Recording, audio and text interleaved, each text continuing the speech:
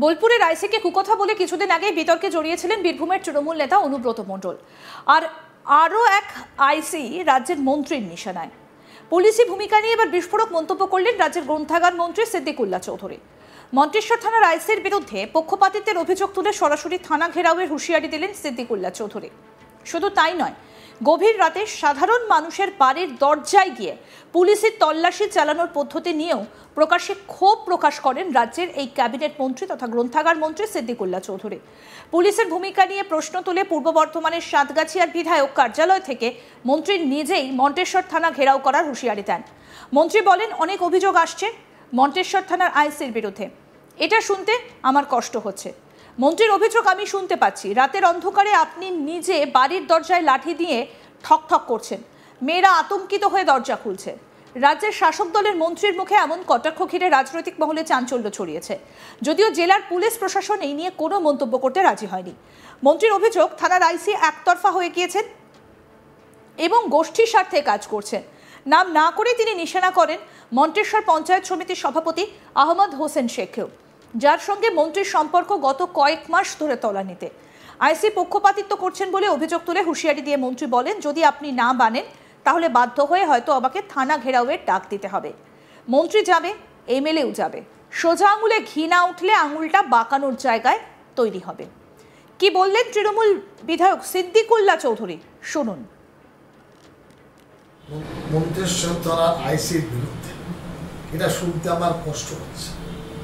আমি চেষ্টা করেছি মন্তেশ্বরের আইসিকে এই প্রচার মাধ্যমে বলছি, আপনি খাকি পোশাক পরছেন, আপনি একটা ইন্সপেক্টর, আপনি একটি থানার মহল, আপনি পক্ষপাতিত্বমূলক কাজ কেন করবেন?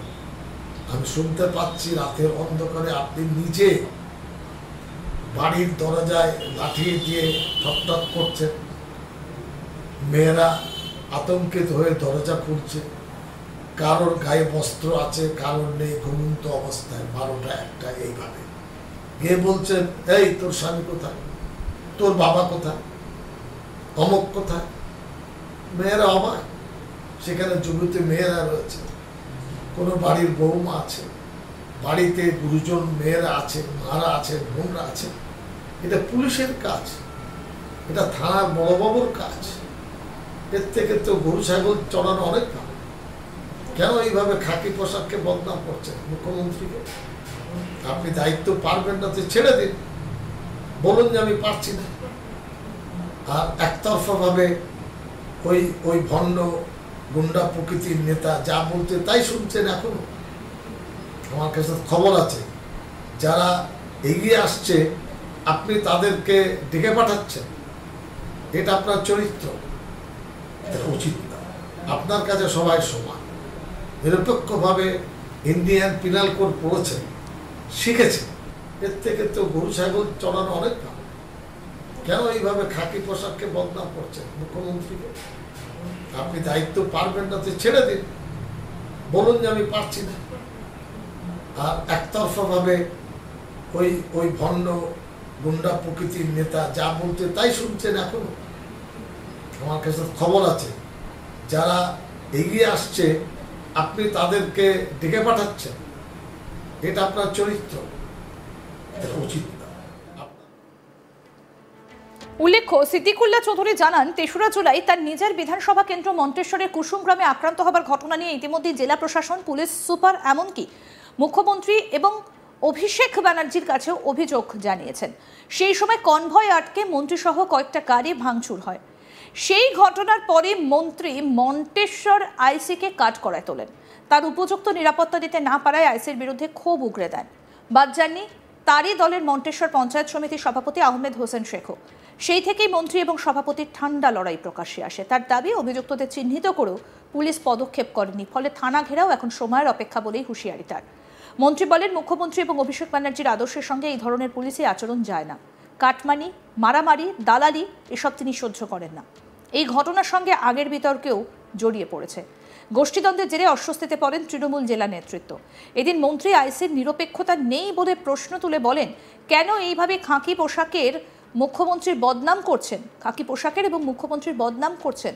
আপনি দায়িত্ব পালন করতে না পারলে ছেড়ে দিন। ওই গুন্ডা প্রকৃতির নেতা যা বলছে তাই আপনি একতরফাভাবে শুনছেন।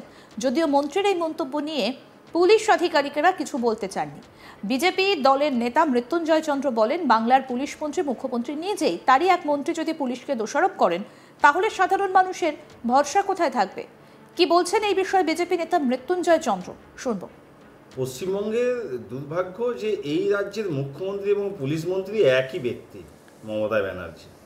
আর যিনি মুখ্যমন্ত্রী তারই মন্ত্রিসভার ক্যাবিনেট মন্ত্রী সিদ্দিকুল্লাহ চৌধুরী, তিনি পুলিশের বিরুদ্ধে ক্ষোভ উগরে দিচ্ছেন। এর থেকে হাস্যকর বিষয় আর কিছু হতে পারে না। রাজ্যে প্রশাসন চলছে না সার্কাস চলছে, বাংলার মানুষ সেটা বুঝতে পারছে না। আমরা এর আগে দেখেছি বীরভূমের এক তৃণমূলের নেতা, যাকে তৃণমূলের বাঘ, বীরভূমের বাঘ বলা হতো, সেই অনুব্রতবাবু কি কদর্য ভাষায় ওখানকার আইসিকে আক্রমণ করেছিলেন। তার মা বোন তুলে যে নোংরা ভাষা বলেছিলেন, গোটা বাংলার মানুষ শুনেছে, ভারতবর্ষের মানুষ শুনে তারা লজ্জিত যে কারা রাজনীতি করছে। তৃণমূল কংগ্রেসের একদা জেলা প্রেসিডেন্ট, তার মুখের এই ভাষা। যদিও এই বিষয়ে মুখ খুলতে চাননি পূর্ব বর্ধমানের তৃণমূলের সাধারণ সম্পাদক দেব টুডু। তিনি বলেন, তৃণমূল কংগ্রেসের গোষ্ঠীও নেই, দ্বন্দ্বও নেই। কোথাও কোনো মতবিরোধ থাকতে পারে, সেটাও আলোচনার মাধ্যমে মিটিয়ে নেওয়া হয়। আর পুলিশ সম্পর্কে কোন প্রেক্ষিতে সিদ্দিকুল্লাহ চৌধুরী এই মন্তব্য করেছেন তা তিনি না জেনে বলতে পারবেন না। কি বলছেন তৃণমূলের সাধারণ সম্পাদক দেব টুডু, শুনব। বিধায়ক মন্তেশ্বরে তাকে দেখা গেল যে পুলিশের বিরুদ্ধে সরব করতে এবং পুরো হুঁশিয়ারি দিতে। দলের যেখানে পুলিশ মন্ত্রী হচ্ছেন খোদ মুখ্যমন্ত্রী মমতা বন্দ্যোপাধ্যায়, সেই জায়গায় দাঁড়িয়ে দলেরই একজন নেতা, বিধায়ক, মন্ত্রী, তার এরকম হুঁশিয়ারি পুলিশকে, এবং ওখানে গোষ্ঠীদ্বন্দ্ব সামনে এসেছে। দেখুন, প্রথম কথা হচ্ছে তৃণমূল কংগ্রেসের গোষ্ঠী বলে কিছু নেই, দ্বন্দ্ব বলে কিছু নেই। যদি কিছু কোথাও থেকে থাকে সেটা মতান্তর ঘটে থাকতে পারে, এটা সর্বক্ষেত্রে সব পরিবারে সব জায়গায় হয়। এটা হচ্ছে প্রথম বিষয়। আর দ্বিতীয় বিষয়, দেখুন উনি কী পরিপ্রেক্ষিতে কী প্রেক্ষাপটে এই কথাগুলো বলেছেন ওটা উনিই বলতে পারবেন। ওটা আমার এখান থেকে বলা সম্ভব নয়। পুলিশের কে কেন বলেছেন, কি কারণে বলেছেন, কি প্রেক্ষিতে বলেছেন, এটা উনি বলতে পারবেন। সেই জন্য এখান থেকে আমার ওইটা বলা সম্ভব নয়, কেন বললেন, কি হলো না হলো। এটা দলের বিষয়, দল নিশ্চয়ই দেখছে, দল বিষয়টা বলতে পারবে, দলই। আরও আপডেট পেতে দেখতে থাকুন আজ তাক বাংলা। সাবস্ক্রাইব করুন, নোটিফিকেশন পেতে বেল বাটন অপশন প্রেস করুন, হোয়াটসঅ্যাপেও ফলো করুন আজ তাক বাংলা।